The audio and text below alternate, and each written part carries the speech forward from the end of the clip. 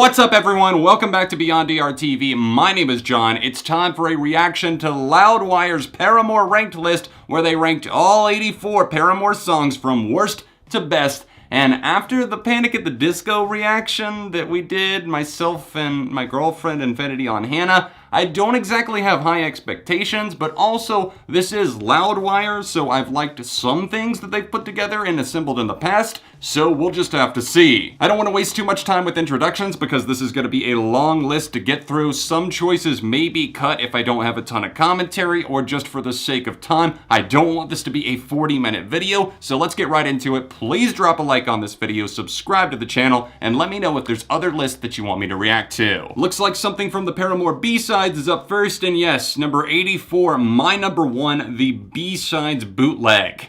I can understand why this would be low. This is a track that I really don't come back to very often, and I'm not going to disagree about the placement. Uh-oh, I see the self-titled album cover here. Should I be worried? Hate to see your heart break? Really? That is so disappointing, because that and the reworked version with Joy Williams, formerly of the Civil Wars, is so beautiful. Another self-titled cut here. This is hurting me a little bit. I'm really scared to see what this is gonna be. Interlude, I'm Not Angry Anymore. I suppose I get the placement of the interludes because they're not full-on tracks, but I love these. From Moving On to I'm Not Angry Anymore, they're really potent stuff. Another B-side, my God, they are sticking to the B-side bashing here. Swim in Silence, I will argue for this one's case. This one is pretty powerful, I feel like. It just doesn't get enough love in many regards, in many circles, and I understand why it can be easy to overlook. But justice for Swim in Silence, please. This is just getting out of hand. Just like me, another B-side here. My goodness, I'm not even going to comment further on any of the B-side selections because clearly they're all going to be right at the bottom and along with self-titled tracks. My God, it really is another self-titled. What the hell? One of those crazy girls? Okay.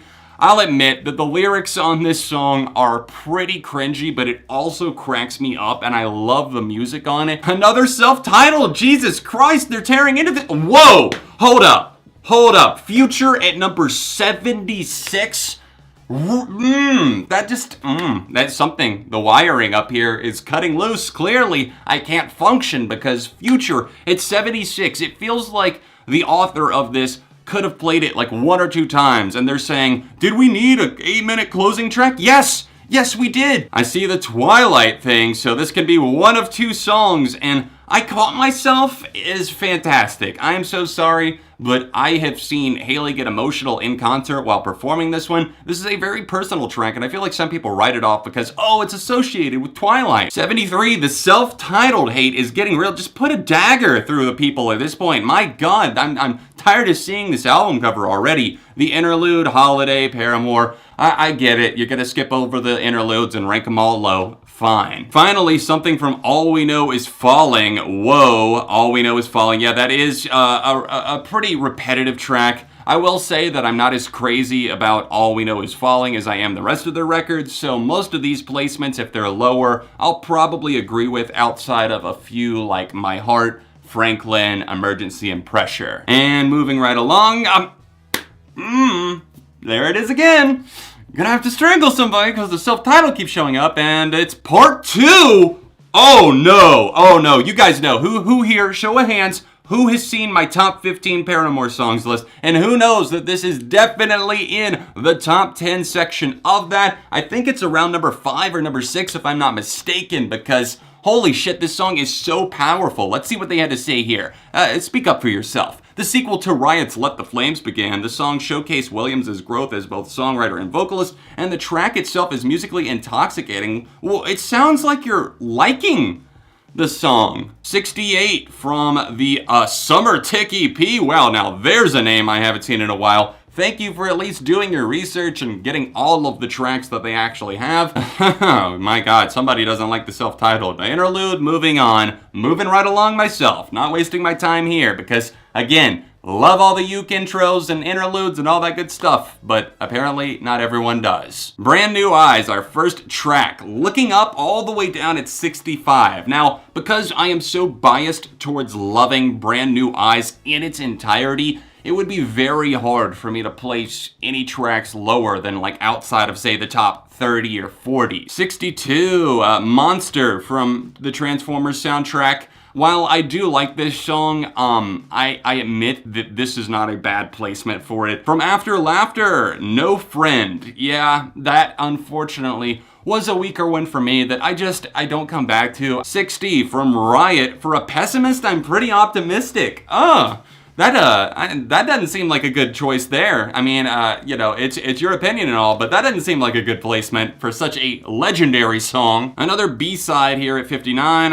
It's Decoy. Wow, that actually, I believe, made it onto a deluxe edition of Riot, but I do love that song. I remember back in the day, I used to run don't judge me, a Chipmunk channel where I would like pitch songs to make them sound like Chipmunk versions. Back when like the Chipmunk movie was like a huge thing and taking over the entire nation. Yeah, and I got a request for Decoy, and I remember this one being really, really hard to do, but I had also never heard the song before, so that was my introduction. Be Alone here at number 56 is just not cutting it for me because we have seen so much loathing and animosity towards this self-titled record, which I hold in high regard. Like, this is a record to be revered, possibly to worship with a shrine in your bedroom, but then again, you do you, whatever you want to do. From the Singles Club, I recognize that artwork because I was a part of that, and I swear to God, if this is In the Morning, then I'm gonna throw hands. Let's see, oh no! It's In the Morning. Come on, out of the songs that were on the Singles collection, you picked In the Morning as one of the worst. Top 10. Top 10, bitch, come on. Another self-titled pick, oh boy. Did the writer just look at my list and say, you know what? I gotta get revenge on John somehow, and I know he'll end up seeing this list. Somebody'll tweet it to him, somebody'll share it out, somebody'll comment and say, John, check out the Loudwire list. And you know what I'll do, how I'll get my revenge on him? I'll put all his favorite songs near the bottom, or at least in the bottom half of the list. Ooh, I think my face is turning red after that one. We need to keep going here. 51 from Brand New Eyes. Ooh, I'm really hesitant and scared to keep scrolling, but Feeling Sorry. Self-titled, my goodness. Now, I do get this one. I would probably rank it a little bit lower myself, even though I totally did change up my thoughts on that one. My opinion on it definitely changed to be more positive. Again, the Singles Club, which I'm already upset about because you put In the Morning so low, but another Singles Club track, and that is Renegade, which is not even in the same ballpark in terms of quality. Oh, another Brand New Eyes selection here at number 44, Where the Lines Overlap. An unfortunate placement, but one that I do get. I can't say that it's like in my top 5 or anything. I would definitely defend it, but at this point, I'm starting to understand the writer a little bit more in some of their placements, I think, so I guess this is totally fine. 43 from All We Know Is Falling, My Heart, definitely a good song, one of the better ones off of All We Know Is Falling, and I would probably put it in similar territory. 42 from Riot, we've got We Are Broken. Again, these past few have not been bad placements at all. We Are Broken definitely kind of feels like a right down the middle because it literally is the halfway point. 41 from... Of course. How many tracks were on here? Like 17 plus all the B-sides and deluxe edition tracks and stuff. So what do we got here? Proof. Yeah, not a bad pick. Again, Proof is a fantastic one. I really like Haley's tenacity on that one. The only proof I need is you. At 40 from Brand New Eyes. Ooh, whoa. Reboot, John. While to a degree it feels childish. Ray, another hard disagree. I'm gonna throw another hard disagree your way there because saying that this feels childish, it's intentionally meant to feel that way, like almost like a mother correcting a son or a daughter and saying, you know, next time you point a finger, I'll point you to the mirror. It's an intentionally like that song because of the childishness that was going on with the relationship of the band members at the time, and that's the whole point of songs like this in general. Oh, how do we recover from there? I swear to God, if this is hard times, Forgiveness. Okay, a solid placement there to bounce back. All the way down at 36, one of their most legendary songs, one of their most beloved, and I'm not sure what this ranking exactly is based on. Maybe I should have paid a little bit more attention to the top part. Maybe we should go back up and see. Over the course of 84 songs, check out our list. Nope, no real explanation as to how they're ranking this. From the singles collection, again, Hello Cold World. Again, swap it within the morning and things might be forgiven, but the fact that Hello Cold World and Renegade were placed so unevenly, like so far ahead of In the Morning, where the raw passion and the talent truly bleeds through. Franklin from All We Know Is Falling, definitely one of those tracks that I alluded to earlier, one of the better ones on this record. So yeah, kudos, good job, Franklin. You made it all the way here. And you know what, after this list, I just might go celebrate by listening to ya. Hallelujah. Okay, I can agree with this. This is definitely top 30 material, and they've got it right at number 30. Very catchy. It showed early on what Hayley Williams was going to be able to do with that voice. 29 from Riot yet again.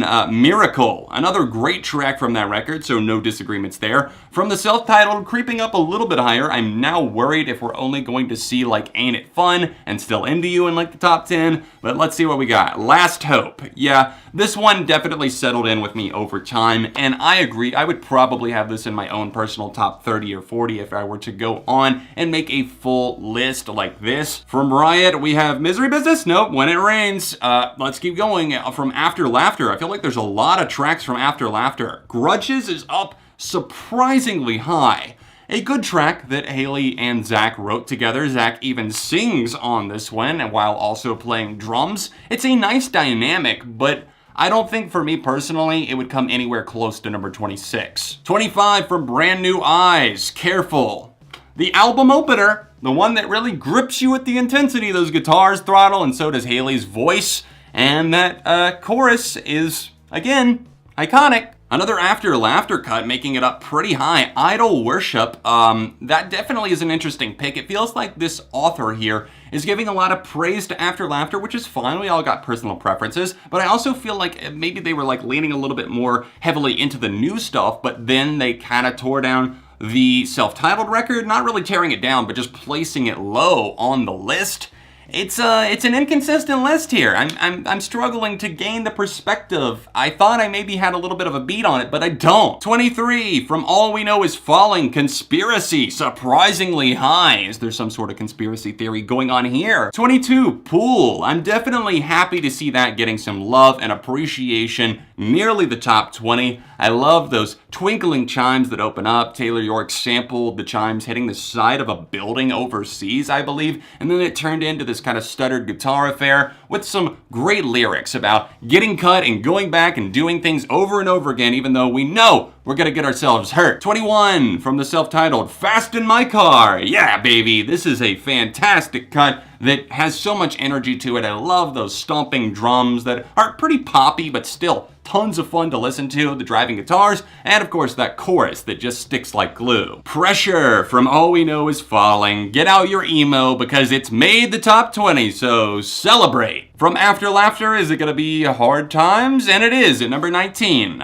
Personally in my top 5, but I can see not everyone being on board. I'm just happy to see it as high as it actually is. Brand New Eyes again make the cut for All I Wanted. Again, seeming a little bit low for All I Wanted, such an iconic song with an amazing vocal performance from Hayley. All I Wanted Was You, if only we could get it in a live setting. Again, from After Laughter at 17, we have 26. What a great year. What happened in 1726? 5 men arrested during a raid on Mother Clapp's Molly House in London are executed at Tyburn.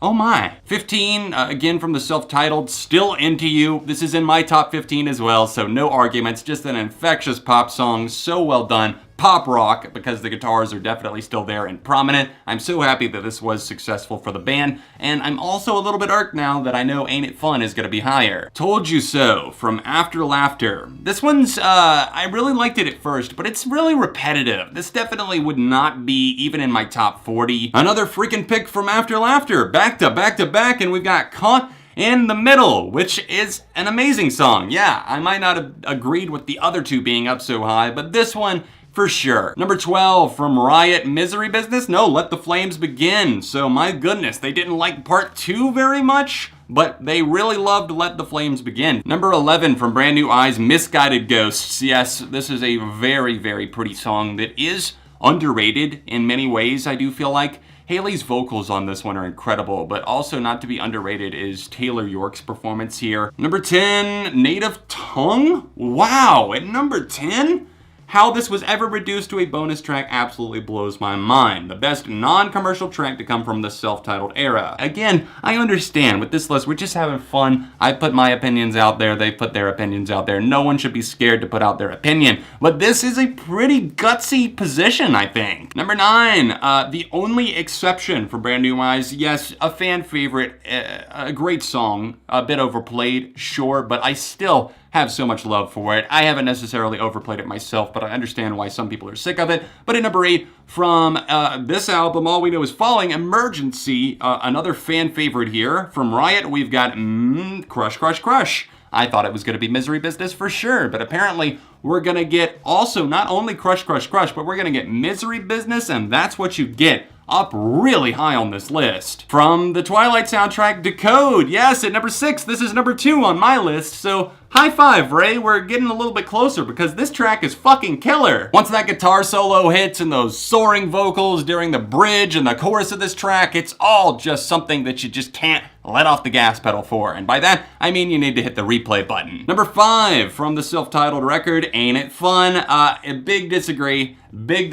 a little bit overrated. It's a good song, not a great song. Number 4, from After Laughter, Fake Happy. That's up really high. I do like the choppy pianos on that one and the obvious, like, hey, I'm putting on a smile because it's a front because I'm actually depressed underneath. It's very relatable, sure, even to myself. From Riot, of course, this has to be one of 2 things, and it's gonna be Misery Business. And let's just keep going to number 2, Rose Colored Boy. My goodness. So Misery Business, which obvious classic, obvious fan favorite, still get a lot of pleasure out of that song myself. But at number 2, Rose Colored Boy. That is unexpected. I almost forgot about that song somehow, but I absolutely love it and adore it, and I'm glad this author does as well. But number 1 has to be That's What You Get?